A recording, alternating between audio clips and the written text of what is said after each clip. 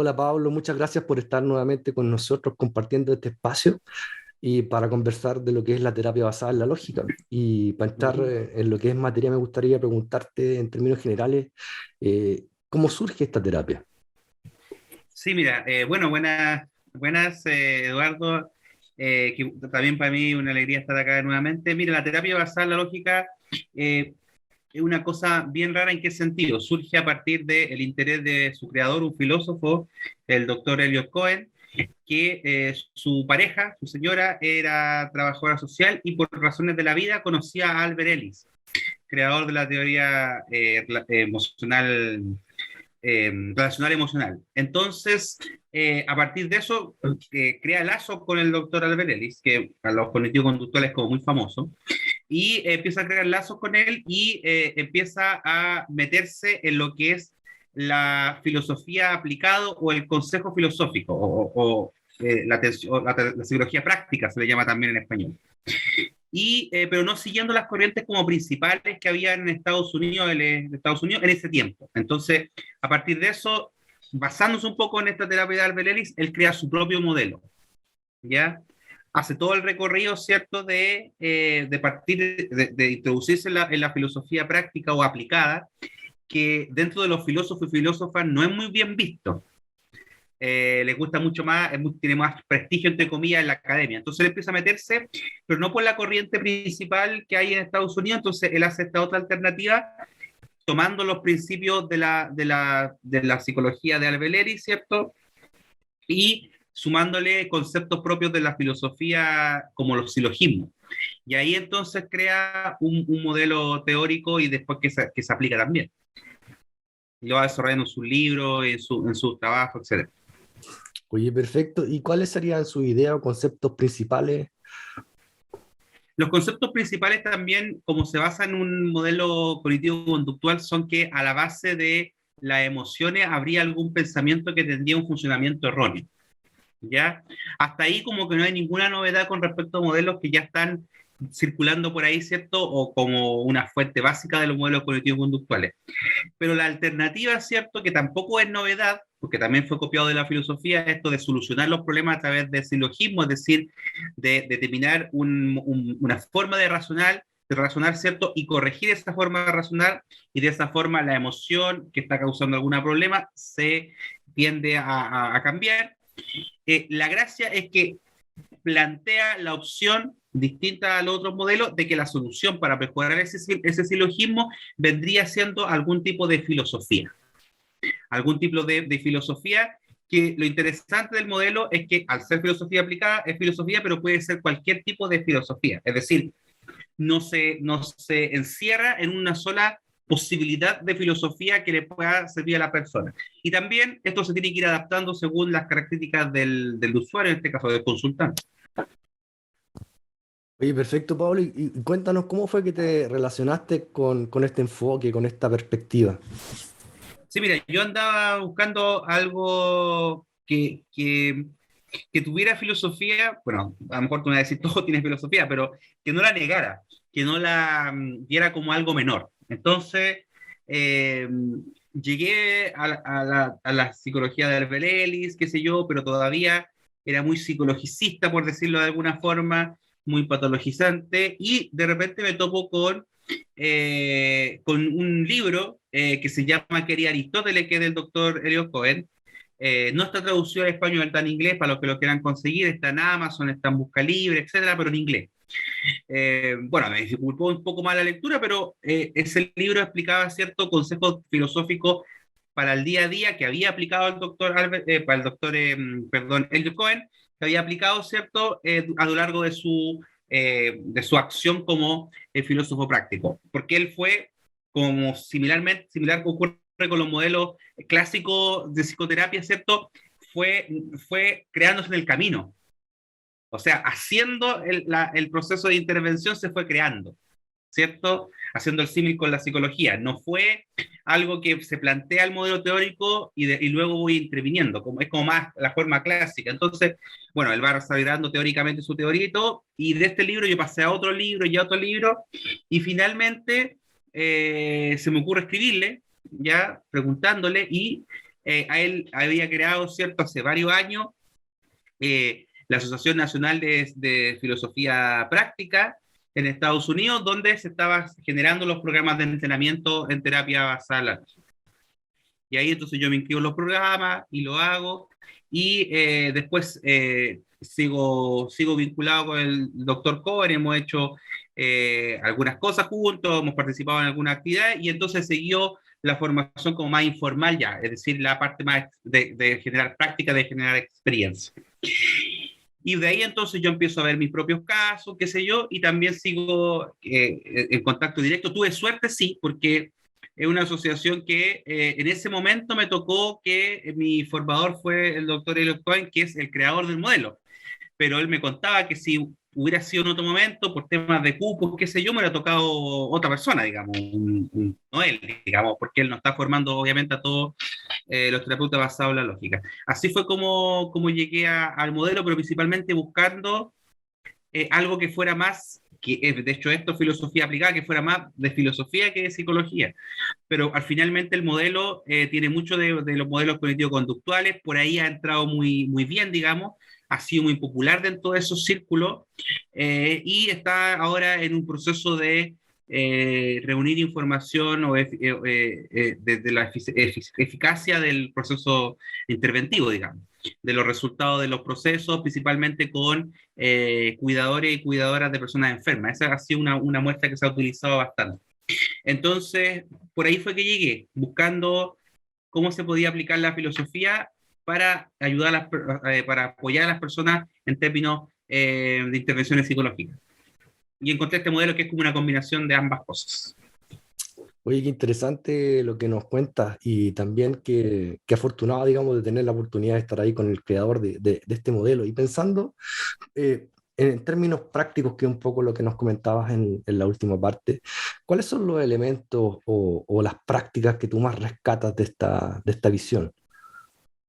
Mira, lo que más rescato yo es que, bueno, evidentemente para personas que diría yo que tienen un perfil altamente racional. De hecho, en alguno de los manuales aparece que hay que si el modelo no se trata de adaptar a las personas, pero si se está forzando mucho, digamos, lo que finalmente ocurre es que se deriva a las personas a otro profesional que a lo mejor tenga otro modelo de intervención que pueda ser más apropiado.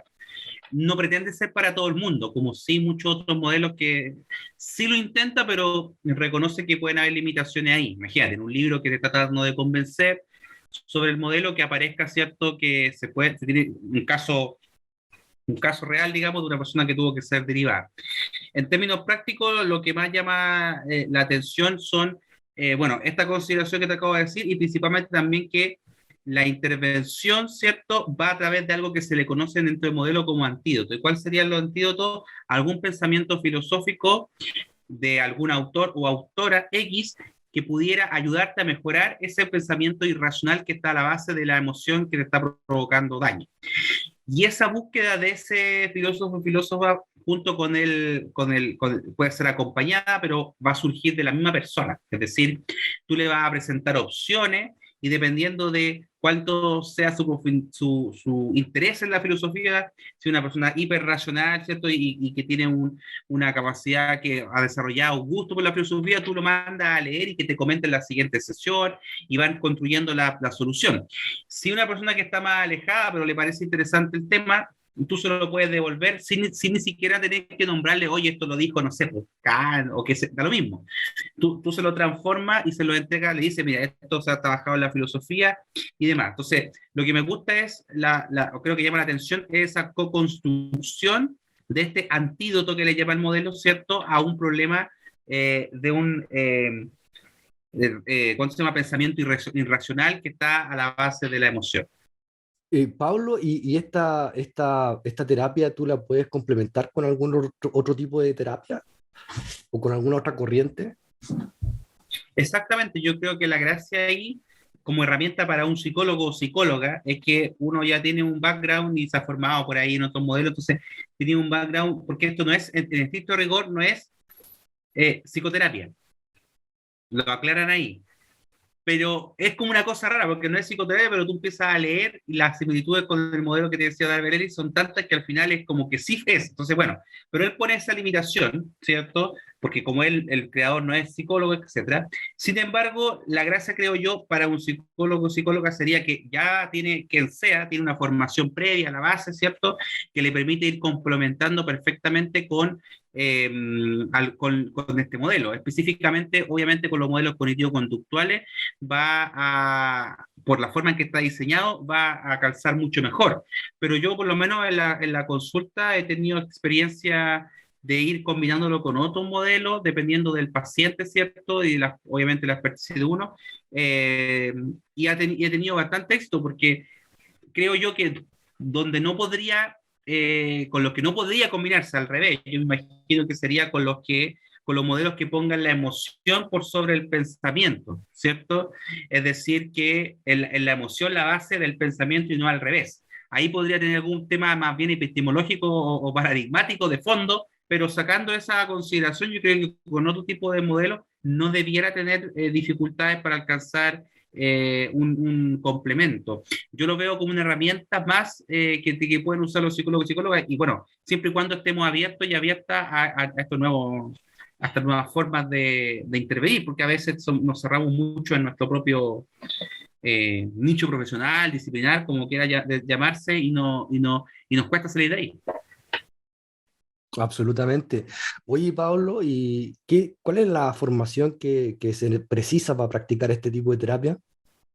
Mira, hay una formación inicial que es ahí con esta asociación estadounidense, perdón, que te comentaba, y que cuenta más o menos entre 4 o 6 meses, dependiendo de la velocidad de la persona. Es online, donde hay avance teórico primero y después hace el típico trabajo de los modelos interventivos, que primero tú funges como consultante, ¿cierto? Y después tú tienes que llevar un caso, por eso digo que se puede alargar incluso más allá de los 6 meses la parte práctica, pero la parte teórica, y la única dificultad que uno podría encontrar, ¿cierto?, es el tema del idioma, digamos, porque está todo en inglés, hay muy poco en español, hay información, pero muy poca. Si uno empieza a poner terapia basada en la lógica en Google, ¿cierto? Van a aparecer muy pocas cosas en español que más bien explican lo básico en qué consiste, pero la formación es toda en inglés, digamos. Oye, perfecto. Y desde tu perspectiva, ¿para qué tipo de conflicto es particularmente útil este tipo de terapia?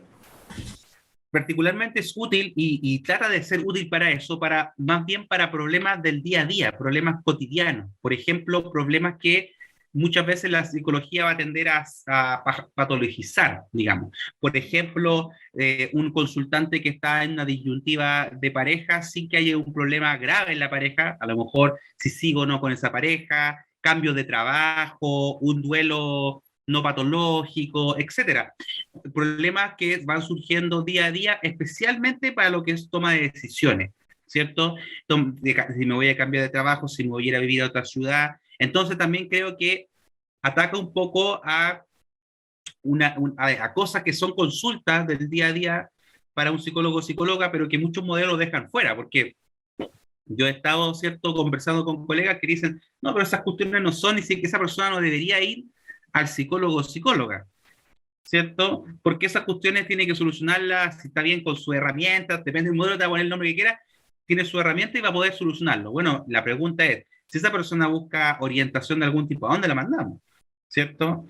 Y si no es religiosa, digamos que la vamos a mandar a un líder religioso o algo así, ¿dónde la mandamos? Entonces, da mucha respuesta rápida, porque la gracia es que para ese tipo de problemas tú no te demoras 2, 3 secciones, siempre y cuando ese sea el tema, digamos. Por ejemplo, me ofrecen algo que es muy mundano, ¿cierto? Me ofrecen una oferta laboral en otra ciudad. Gano un poco más, que no sé qué, que esto, que esto otro. No estoy indeciso si ir o no. Entonces ahí se empiezan a explorar los pensamientos irracionales, ¿cierto? Las fallas en el pensamiento racional, en los silogismos que tenga esa persona, ya sea a favor o en contra de la decisión.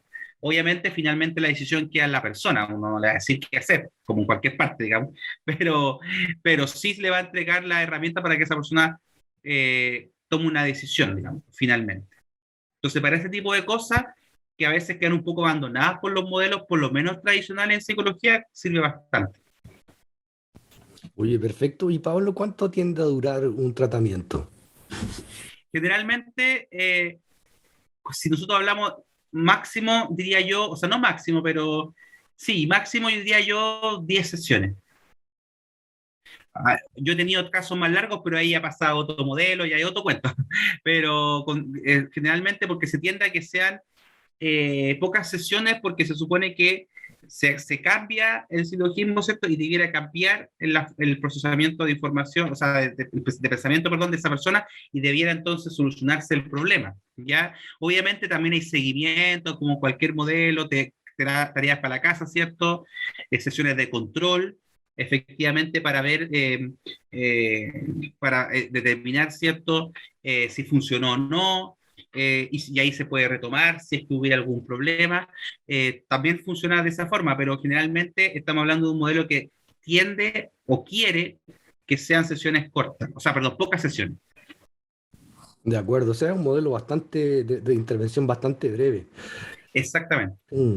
Oye, Pablo, ¿y bajo qué circunstancias tú recomendarías asistir a esta terapia que acudan a conversar contigo? Primero, yo creo que personas que tienden a sobrepensar lo que les ocurre o a ser hiperracionales, les va a acomodar mucho este modelo, porque se va a generar una discusión en ese tenor dentro de la sesión, ¿sí?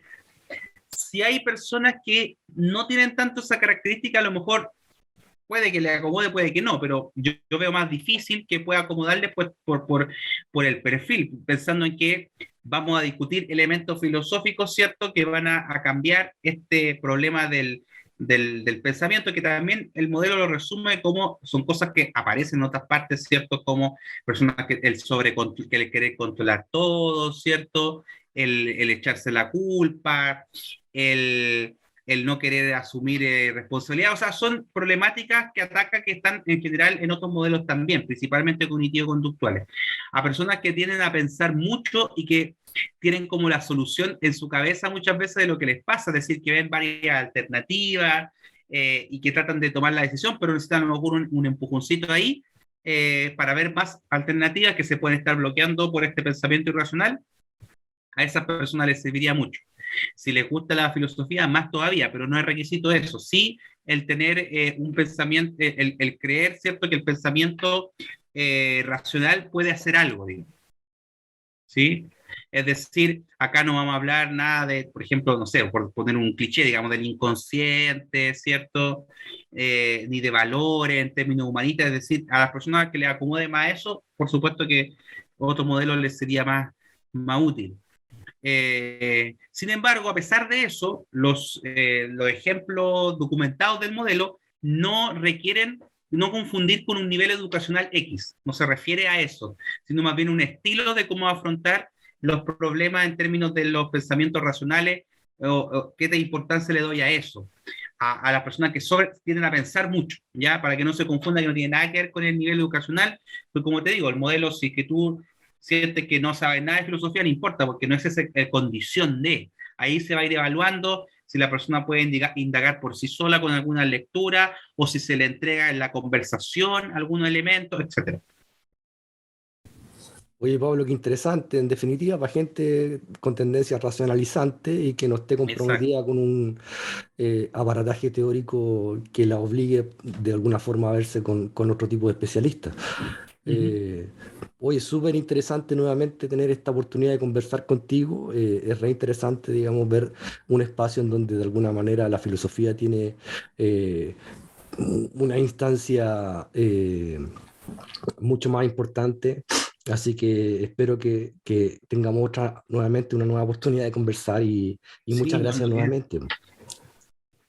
No, gracias a ti por la invitación, el espacio que es tan importante. Ahí yo, bueno, que estuve invitado, me puse a ver otros videos, están todos muy buenos los que hay ahí en el canal, Ah, qué así bueno, me que alegro. Muchas gracias. sí, así que agradecer nomás poder participar. Fantástico, seguimos en contacto y un abrazo. Nos vemos, que esté muy bien.